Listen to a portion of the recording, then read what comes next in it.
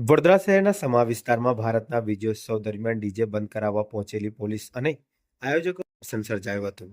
આ દરમિયાન પોલીસ સાથે બોલાચાલીનો વિડીયો સોશિયલ મીડિયા પર વાયરલ થયો હતો।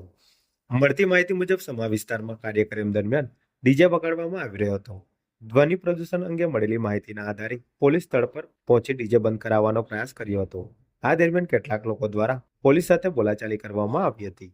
ઘટનાનો વિડીયો સોશિયલ મીડિયા પર વાયરલ થતા પોલીસ તાત્કાલિક એક્શનમાં આવી હતી। તપાસના આધારે સમા પોલીસે કોંગ્રેસ અગ્રણી સહિત 3 વ્યક્તિઓની ધરપકડ કરી છે।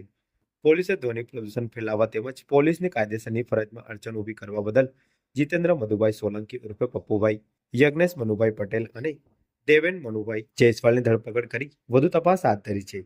હાલ સમા પોલીસ દ્વારા સમગ્ર મામલે આગળની કાર્યવાહી હાથ ધરવામાં આવી છે। દેશની વિરુદ્ધ વાત કરો છો, શાંતિ છે, તમે દાખો કરો છો,